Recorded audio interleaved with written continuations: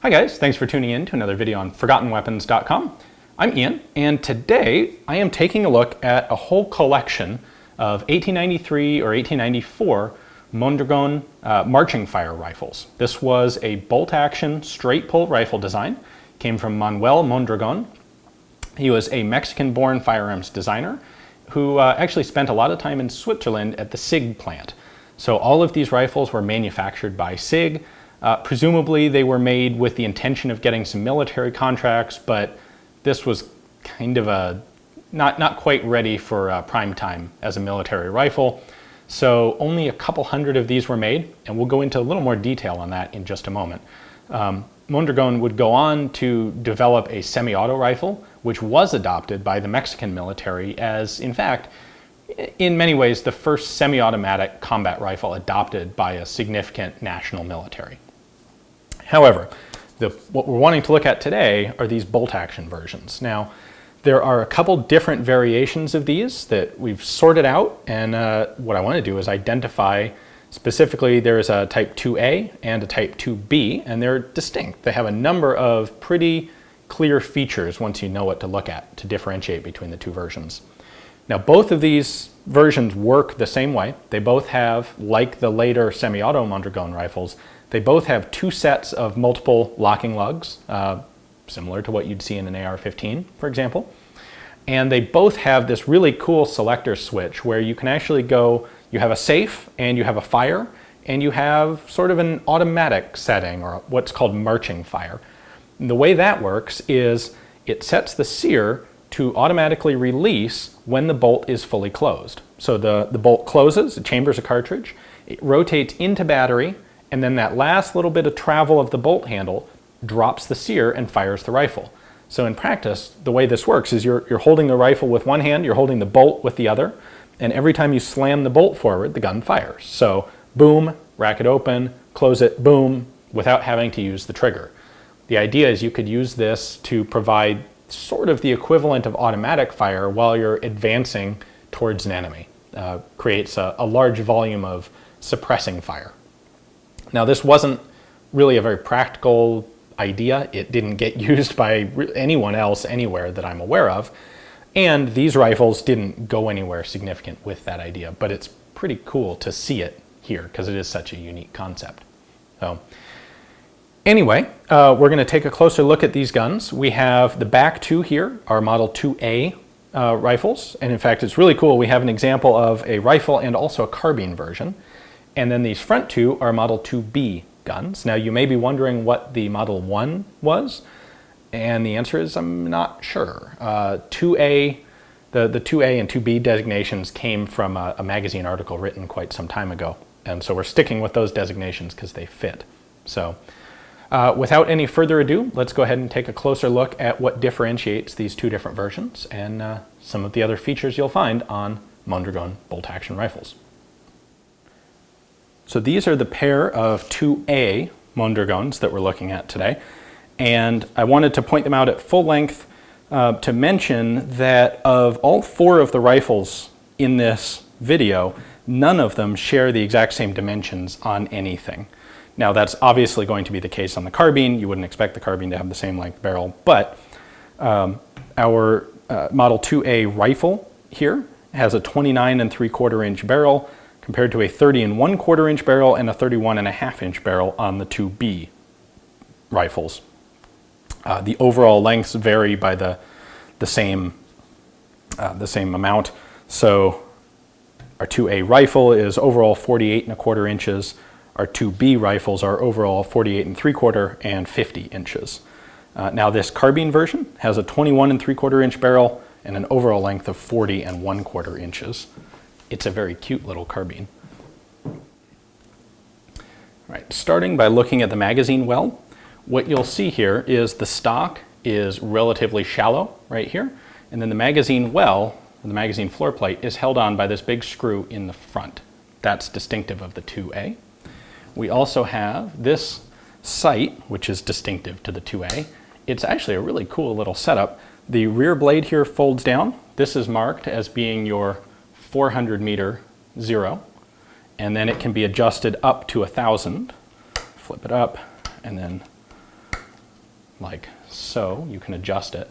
However, for close range shooting, it actually has a battle sight built into that leaf as well. So if you're shooting at close range, you leave this folded down and you use that as the battle sight. These 2As also have a short front sight right there. And the Carbine does not have anything under the muzzle. The 2A rifles will have a stacking rod underneath the muzzle. Looks very much like you'd see on other Swiss rifles. Now, the bolt handles here they're plain bolt handles that have this distinctive Swiss style kind of beer keg design, where you have these wood, in this case, caps on the top and bottom. And when we open the action, let's take this out entirely.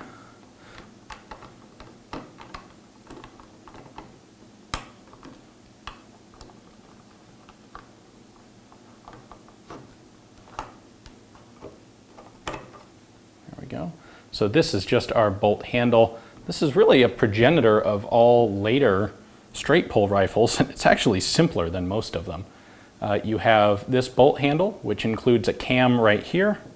That cam operates in this curved track, and it simply forces the bolt to rotate, to lock and unlock as it moves back and forth. So a very simple system. Now, being mounted on this external bar on the receiver, maybe not the best design for a military rifle, because it'd be very easy for some dirt or some mud to get on that and render the gun very difficult to operate. However, this bolt is distinctive to the 2A. It's got our 2 sets of locking lugs here, and then it has this 3rd set of like short locking lugs. Now, these are mounted on a rear end cap, so they don't really function as locking lugs, and they in fact turned out to be superfluous, and they were removed on the 2B. If we take apart the bolt, we'll find a spacer, and there's our firing pin and spring, and our bolt body with its extractor right there. So there you have the disassembled bolt of a 2A 1893-94 Mondragon.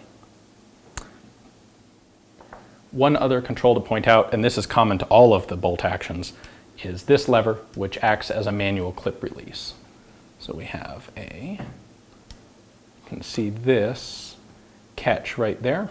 When I pull the release back, it pulls it back. That allows you to eject a partially fired clip. Clips for these rifles appear to have been 6 rounds for the 2A. They might have been 7 for the 2B. We're not sure because we don't actually have one of those clips on hand to take a closer look at. The only markings you'll find here on the 2A are on the rear tang, the Swiss Neuhausen marking, and up on the barrel and receiver shank you will have a serial number. In this case, this is number 2, and that E is a proof mark or acceptance mark of some type. One other cool feature to mention here, this is serial number 11 of the Model 2A rifle, and it has this neat plaque on it. Now remember, most of these rifles didn't get out of Switzerland. These were never officially used by the Mexican military. However, this one has this plaque in Spanish that describes it as being given here to the Escuela de Tiro de Caballería, which is the school of cavalry or mounted fire, material técnico, so the technical equipment or the armaments department of that school, and then describes it as a Mondragon Mexicano 5mm. Which in fact reminds me of one thing I should have mentioned earlier when we were looking at the differences between the rifles. These Model 2A guns are all in 5.2 by 68mm, and then the 2B guns are actually in 6.3 by 58mm. It would appear that someone decided that the 5.2mm cartridge was a little too wimpy, and they beefed it up for the second run of rifles. Okay, now we have one of the 2B rifles. So a few differences we will see. First off, the bolt handle here has this claw, which will look familiar if you're familiar with the 1908 semi-auto Mondragon. This appears to have been added, I guess, as kind of a safety mechanism to make it a little more difficult to accidentally knock the bolt out of battery. you have to grasp that and depress that claw in order to cycle the bolt. Okay, let's look at a B up here, side by side with an A. First off, take a look at the front handguard here. On the B, it's taller than it is down here. Our floor plate is basically flush with the bottom of the stock, as opposed to this design. You will also notice, if we look at the rear sights, the B has a sight actually pretty similar to that of one of the Swiss military rifles.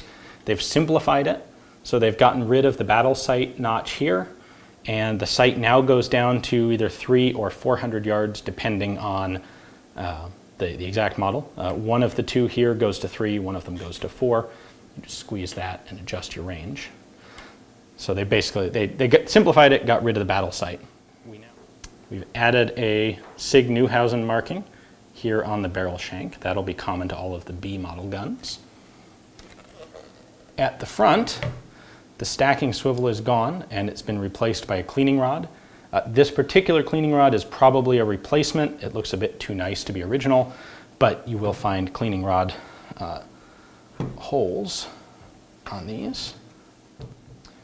The front sight style has changed. So the B model on top has a barleycorn front sight that is long. That thing's like close to a ½ inch long, compared to the A model on the bottom, where it's much shorter. Now, I think probably the most significant difference is that the bolt was definitely simplified on the Model B.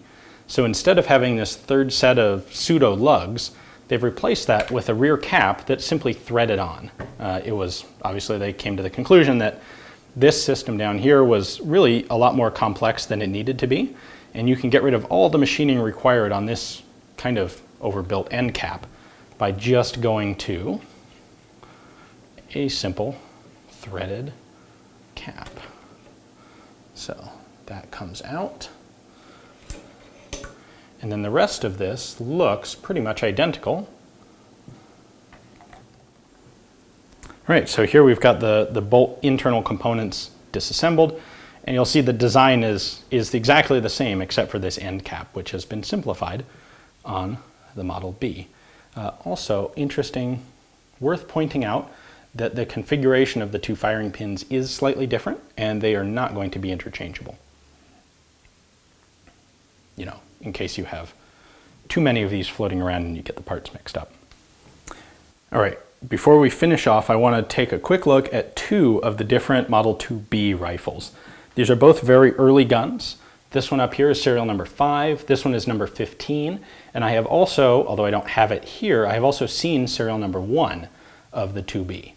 So first off, I should point out it looks extremely likely that these guns were serialized in two different runs. There's a sequence of A model guns, and then there's a separate sequence of B model guns. On the A's, the highest number we've seen is number 111, which would suggest they probably made about that many of them. On the B's, this is actually the highest number that I'm aware of, number 15.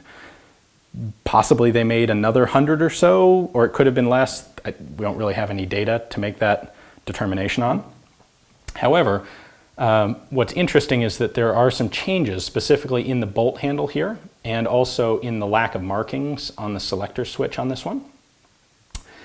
Serial number 1 actually had a solid metal bolt knob without this claw. Then we have number 5, which is still solid metal, but it does have this claw.